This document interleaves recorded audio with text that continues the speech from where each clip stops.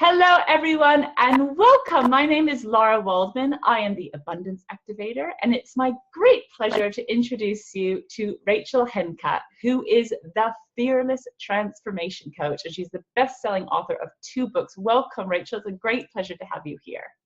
Oh, thank you so much for inviting me. It's wonderful to be here. You're so welcome. I'm really excited about our conversation today. I'd just like to take a moment to introduce you to anyone who hasn't met you yet. So Rachel delights in helping entrepreneurs, business owners, and other high achievers to effortlessly dissolve their toxic blocks, patterns, and old stories that keep them stuck so they can love life and work again without feeling guilty and working hard on themselves. After 30 years of spiritual seeking and self-improvement, Rachel has finally found the answers she was looking for and combined them with her extensive business and coaching expertise. She's able to help her clients experience deep transformation, both personally and professionally. And Rachel works with clients around the world from her home office. So that is wonderful, Rachel. I love your work. So let's talk a little bit more about this, how to work more kind of effortlessly and fearlessly in your business. I'm wondering if you could start by telling us a little bit about how you got into this. What got you into this subject in the first place? Yeah, absolutely. Well, it's been quite a journey. When I was a teen, I struggled with social anxiety and all kinds of anxieties. And you know, I had a difficult childhood. You know, I won't go into details of it, but there was a lot of kind of turmoil. And you know, my life went along, and I managed to deal with that and get to a good place to all extents. You know, to all purposes for other people, you'd say, wow, she's really confident and really successful and really doing well. But there was always kind of a residue of that bubbling under the surface, and I always knew I had a calling to help people overcome fear and just really be okay in their own skin. So what did I do? Well, I worked in a bank.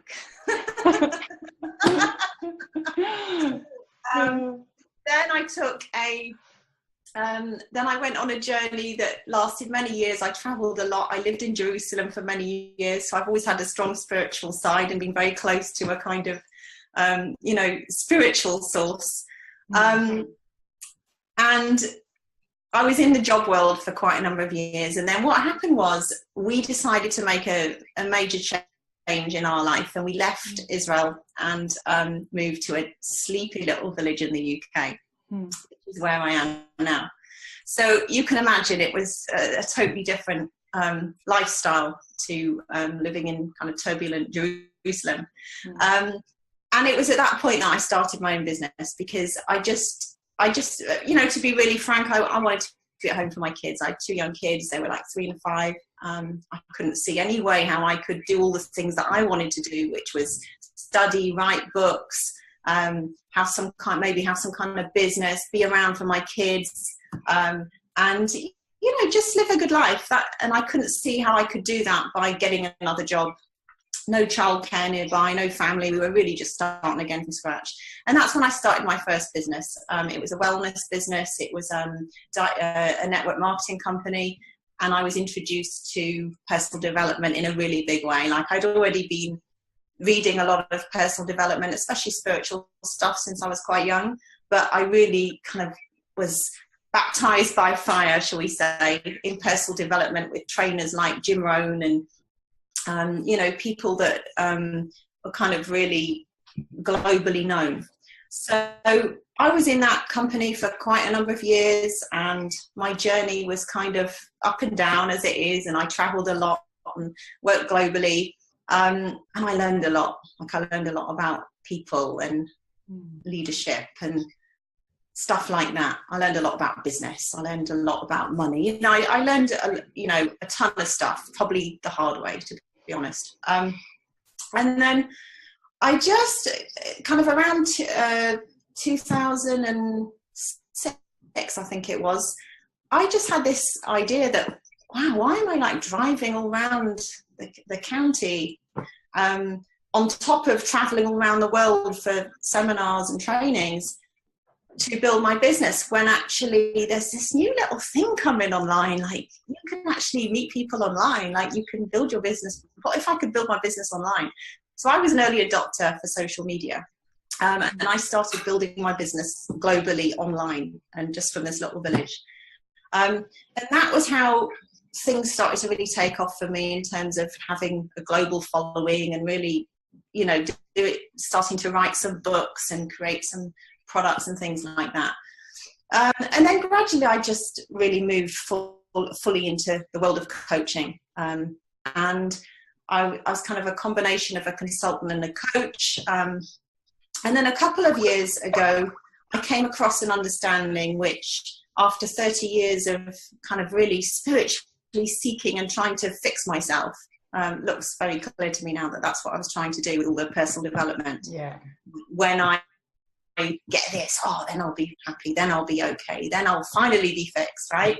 And I suddenly thought, you know what, if all this stuff works so well, like, I'd be bloody perfect by now. So I had an insight, something clicked in me, and I knew I was onto something real.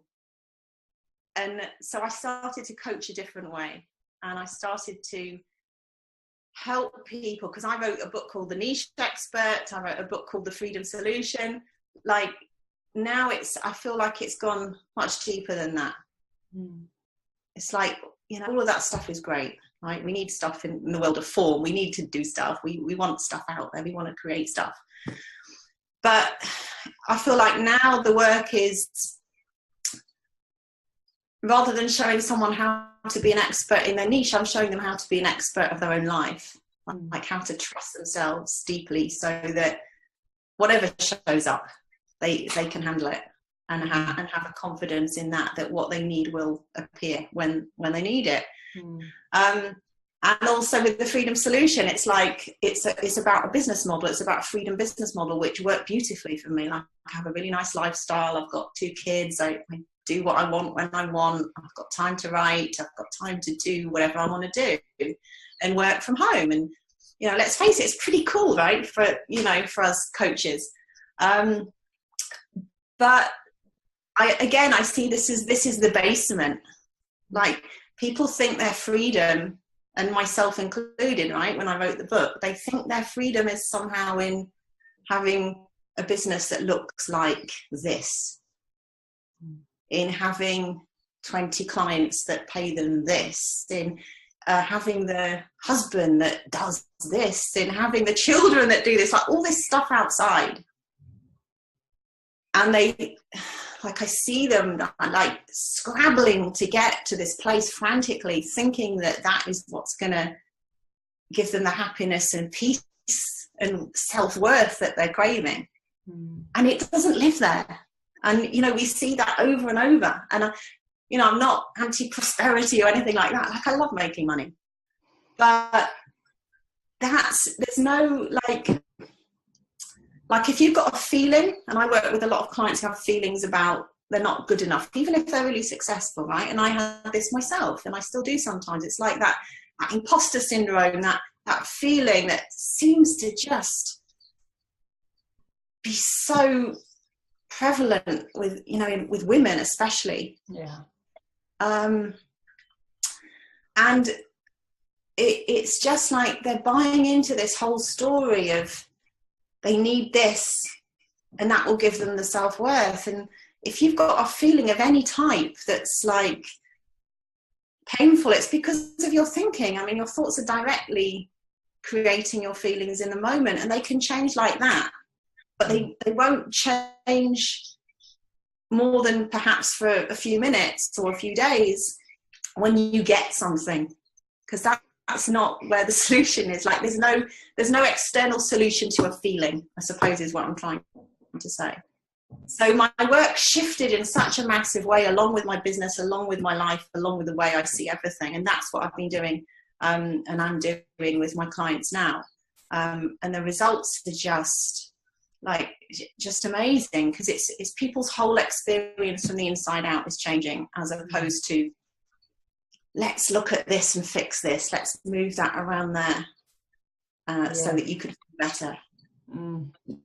That's amazing. And it's so deeply profound because we're so trained, aren't we, sort of like to kind of chase the carrot. It's like, you know, just do that and then you'll be happy. If I only have that, then, and then we have the thing, or you get the thing, and then it's like, oh, okay, now what? And then so we're constantly almost like in this addictive cycle of chasing things. Or so, you know, this is such a deep pattern for us, especially for women, that I think for most people we're not even really aware it's running. So what would you say are some of the feelings? Like how can a woman identify if she's in this place of kind of, you know, scrambling for things or desperately trying to get something or somewhere? What are the feelings that go on for a woman in that place? How is she feeling inside?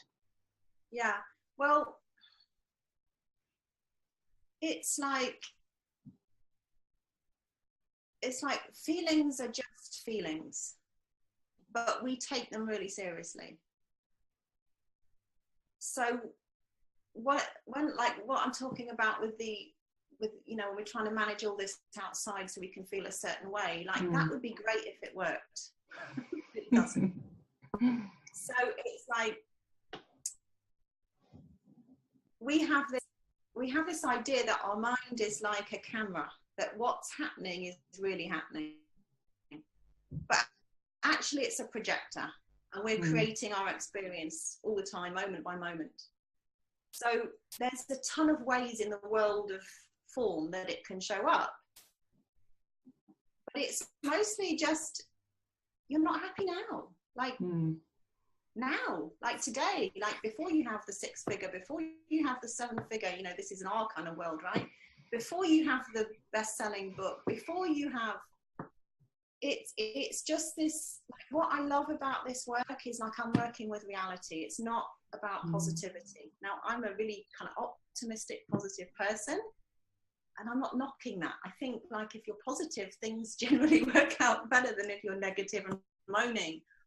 But there's something to be said from seeing where your solid ground is. Like, what's true? When are you coming from a place of truth? Like, when is the ground between your feet solid? Because when it's not, you could have, you know, a multi-million-dollar business and be completely screwed up in other areas, because it's not about that. So I think it's, if people feel that they haven't got, like women feel, they just feel overwhelmed, they feel stressed, they don't quite know why, they're always trying to do their to-do list, you know, like we're fuckers for this, aren't we? It's this constant, you know, when even a to-do list can be like, when I've done my to-do list, I'll be happy, right? It never ends. Yeah. It's this feeling of, I've seen business owners, it shows up as they think they need, and I actually did it, my latest podcast is about this, if we are using business to feel worthy. It's this idea that, you know, oh, I need to reach more people. And that in itself is cool, right? That's like service, that's wanting to help people. But what I think a lot of women are doing is they're thinking that will help them feel good about themselves. Yeah. Just a specific example that's come up for me the past week when, you know, I've been having a conversation with somebody, and that won't do it. Like, you can reach millions of people, and that's not what from the inside gives you that sense of self-worth. Like, you can have self-worth when you're drinking a cup of tea. You can have peace of mind now when you just settle down enough to know that you've already got it, and you're only taking yourself away from it all the time by, like you say, chasing. And I think some very practical symptoms of it that I see with my clients is, and certainly I was like this myself, and I'm still prone to be fast, very fast talking, right? Very fast thinking. We think that, you know, we think our superpower is the going fast. A lot of us do. A lot of business owners that are very kind of going for it, chasing. It's in this speed. And, you know, that's a whole conversation on its own of how much we're missing when we're going so fast.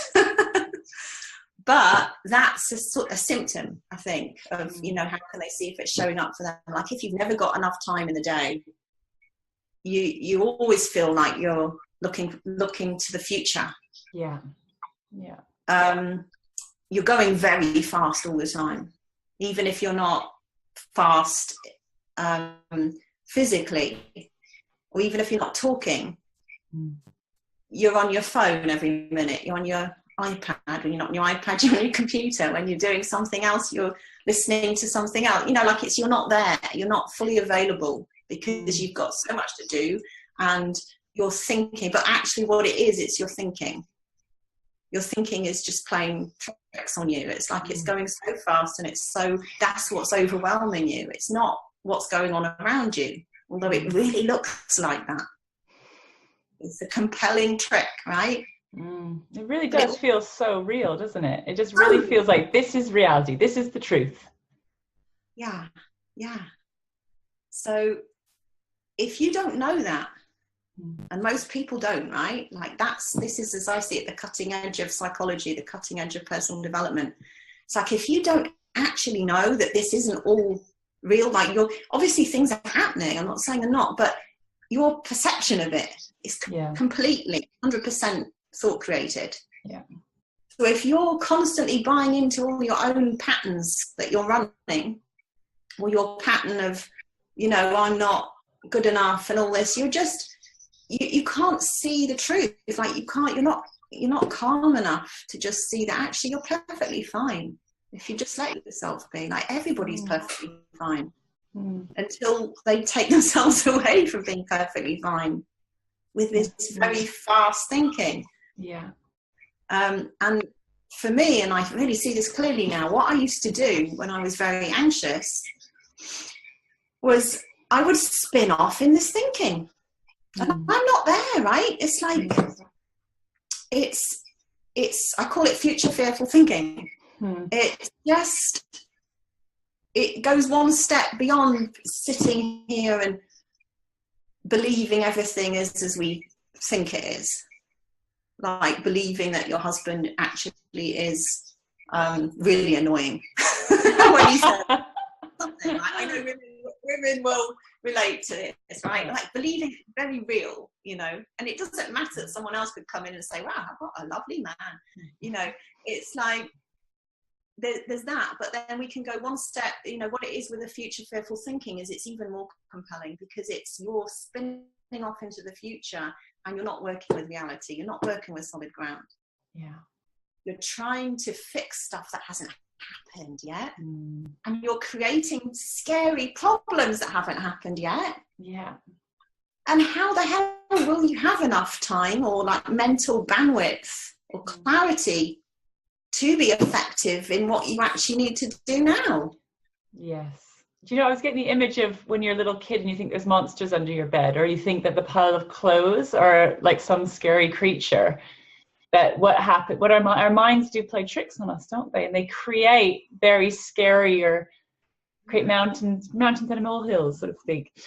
What would you say is so, because this is, I think it's quite next level stuff, and like you said, not very many people are aware of it. We've been talking, people know about a bit of mindfulness now, or maybe yoga or meditation. What would you say are, like, do you have, I don't know, like a tool or a tip, something to help women out of this space? Is there something that you can suggest as a starting point to shift this way of being, which is shift this way of thinking? Yeah, I mean, the gift that I've got for listeners will help, because it's an audio talking about this. Great. So they can see for themselves.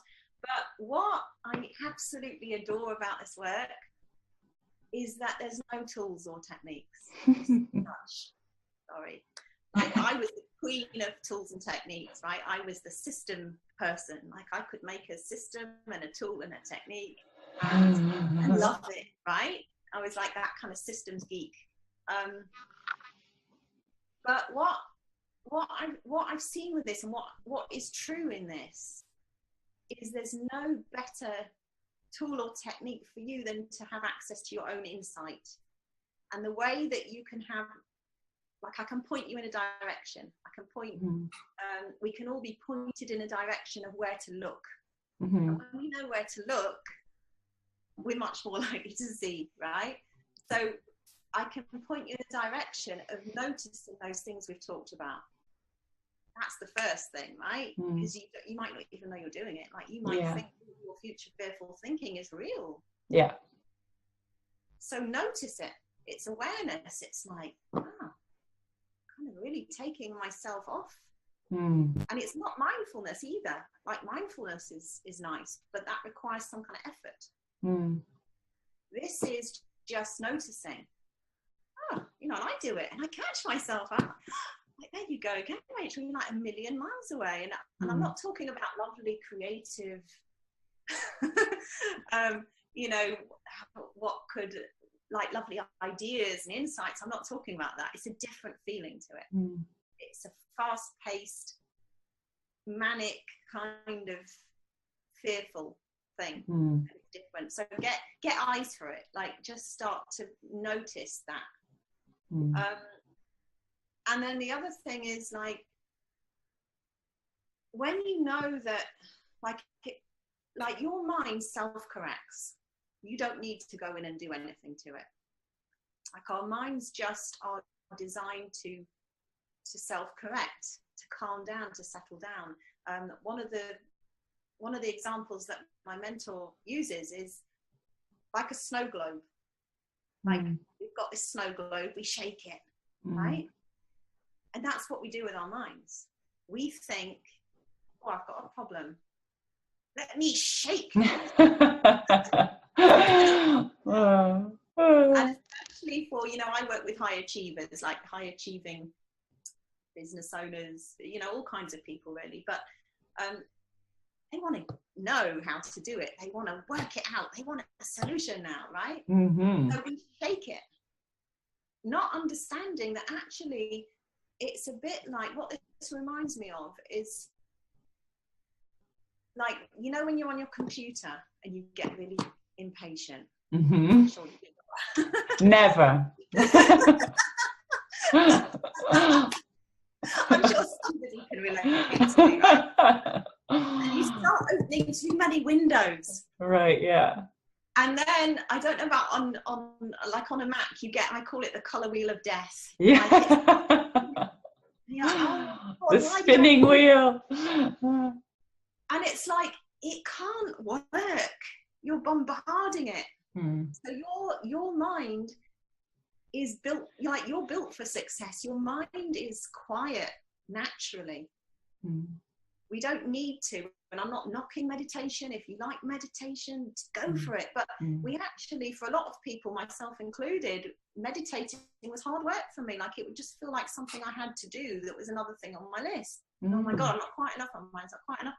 Like, so you don't need all that for your mind to be quiet. And if you notice, and again, it's just noticing, you can actually, when you stop putting more stuff in there and shaking the snow globe and trying everything out, your mind naturally settles. And so that's kind of like the first step to just settling down enough. Because if you think about it, how can something new come in when it's all just, this very fast thoughts, like the snow globe. So the snow globe, you put it down, it settles. And our minds are like that. Our minds are just like that. And I see it all the time. And by the way, this doesn't mean that you become this person who never has a busy mind, because we're still human. Like, I'm not practicing the snow globe. Like, it's not a technique. It's just, that's how it works. So it's less about trying to manage it, which is what so many of us do, because we understand, a lot of us, we get to a very high level in personal development. So then we think, it's about controlling my thoughts. So then we're doing all these things to control our thoughts that sometimes work, sometimes don't. But I just love this because like I said, after all this work I've done on myself, like how cool is it to just know that actually we're okay? Like I don't need to work on myself. Like if I feel called to meditate, happy days, but I don't do it because I need to do it. And we see this, like this lovely settled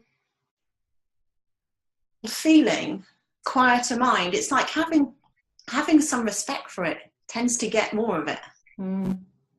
Because if you think that your superpower is the fast thinking, you're going to do more of that. And here's the funny thing, you can go really fast outside and still have a quiet mind. And vice versa. Yeah. So it's like, I'm just pointing people to things that are true, and then we can talk about what's true for them or what seems true for them. And sometimes they're well, not sometimes, all the time, they're blocks that are just thought created anyway.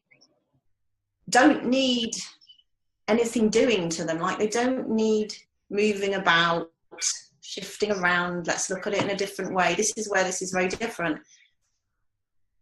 They just need to be seen for what they really are. And when you start to notice how thought works and how your system works, then they can drop away all on their own.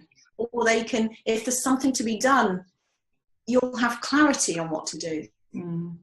But it's a much less frantic, effortful way. It's, the thing that I always really love is like the idea of the sky.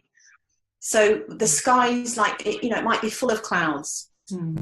If you think they're like, you think you've got, a lot of us, we think we've got these blocks or these problems, or these things that, we need to clear, right, before we can be okay. And when we've cleared that, and when we're perfect at this, and when I don't have that scary thought, then I'll be fine. But what's really cool about it is like you could spend all day clearing the clouds, like many of us do, and I certainly have done for years. I'll perfect this system, I'll learn how to do this, not to mention all the external stuff that we're putting pressure on ourselves to learn, all the business stuff, all the, I don't know, whatever it is we want to do in our profession. Add to that all this pressure to be perfect and like clear all these blocks and it's a lot of work, right? It's like no wonder people are feeling stressed and overwhelmed. Yeah. So we're going back to the sky. It's like you could spend all your time trying to clear those clouds, those blocks, and to some degree that works. Like I went to hypnotherapy when I was a young woman, and it helped me. But there's a lot of people it doesn't help, and it helped me to some degree, but not in a transformational way. It helped me manage it, helped me understand something about thought. So like this is just going deeper than that. It's below that. And it's like, so, hold on. So if I waited without actually doing anything, without getting in there to micromanage everything and control everything and try and make myself feel better, isn't it funny? The clouds go on their own. And if they don't, like, don't look, it's not this solid mass of cloud. So that's kind of what's beautiful about seeing how thought works on a deeper level, how humans work. And it's a massive reframe, because I see it like we're addicted to this kind of very manic and frantic way, and I know definitely I've been, and my default is to go into overwhelm or anxiety. That's kind of my default pattern. So and how kind of when it hooks you, it kind of wants to take you down that track, So I love what you're saying, and that kind of just awareness, and it will your mind will naturally want to calm down. So that's really beautiful. Now, So if we're not, you know, chasing the 6 figures, if we're not trying to build our million, you know, followers or whatever it is, have our, you know, perfect body or whatever it is we're chasing. Yeah. What do you find happens then with this level of awareness, with maybe a calmer mind? What do you find is the result of that? Because I'm quite fascinated about what happens when we kind of like calm it all down, we stop chasing. Then what happens? What do we create space for from that place, have you observed? Yeah. So the way I see this, and it's obviously just the way I see it, but I see that you've got the first level with people, which is helping them calm down, settle down, be aware of how their own system works, even be able to see what an insight is. Like, that's just, you know, an aha, like, but not a aha, like, you know what I mean? Like it's just a deep understanding of something that's perfect for you, not for your coach or someone else. It's like just being more awake to that. So that's like the first level. Like I work with my clients and they're starting to see, a lot of them see things unfolding instead of them controlling. Right.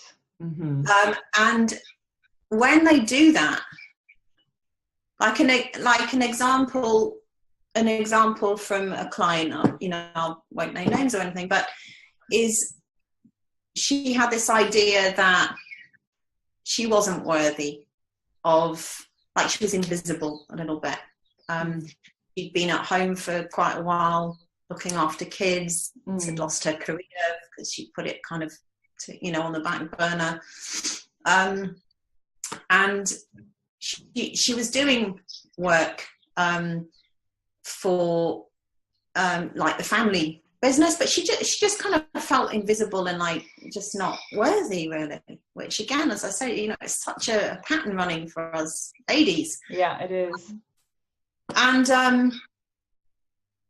so what's happened by seeing how she's creating all these thoughts herself, getting wise to it, waking up to it, not having to, I am worthy, not having to establish boundaries even, not having to do any of that. Just, she shows up different, right? She shows up different and suddenly everything looks different. Like, you know, one of the things they say in this work is like, nothing has changed, but everything is different.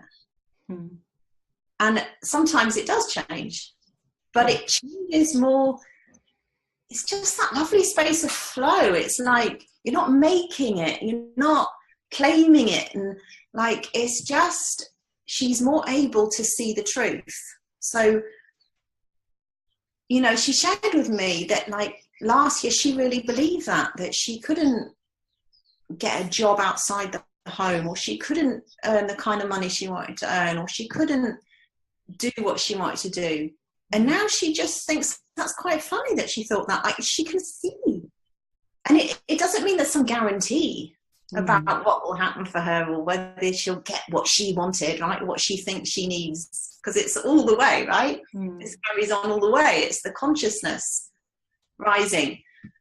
But she can just see clearly that was all made up, you know.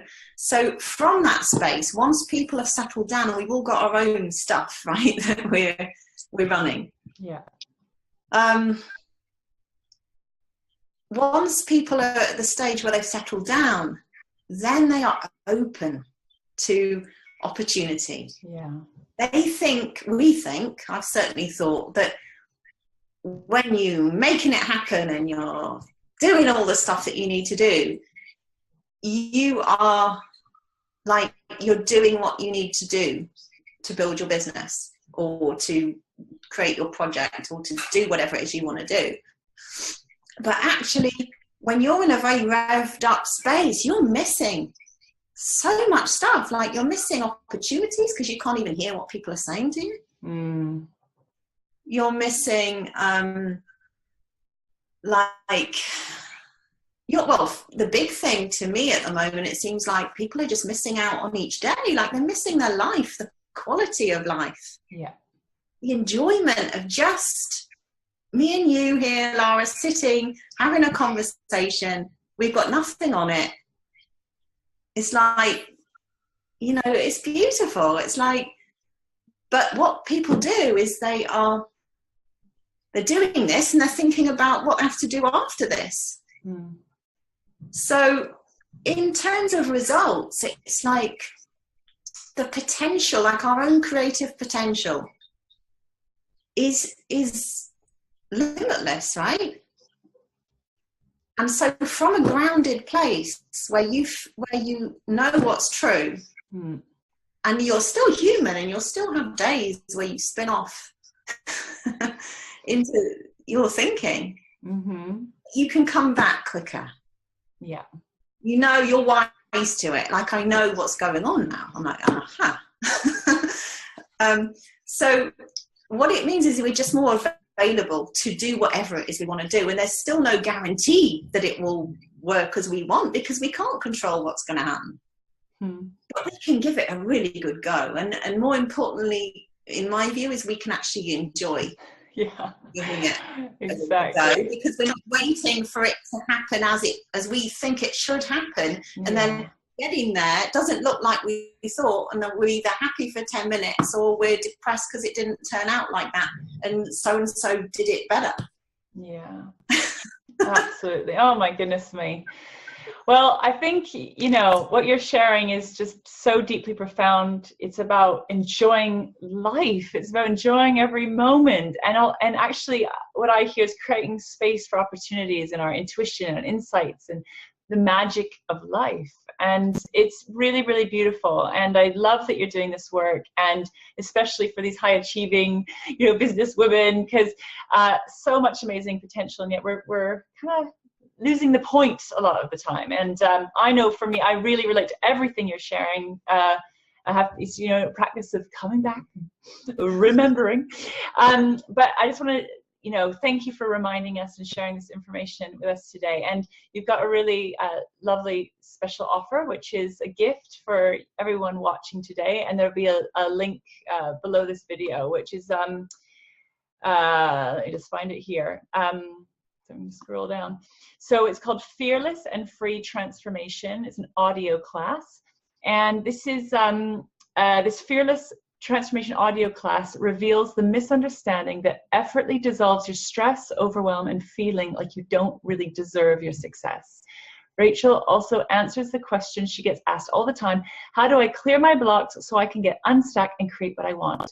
So expand on what we've been speaking about today. So definitely sign up for that and take this conversation a little bit deeper in your own life. Rachel, I want to say thank you so much for being with us and sharing your wisdom. And please feel free to get in touch with Rachel if you want to find out any more about her work further. There'll be access to her website below this video. Thank you so much. Thank you. Thank you so much.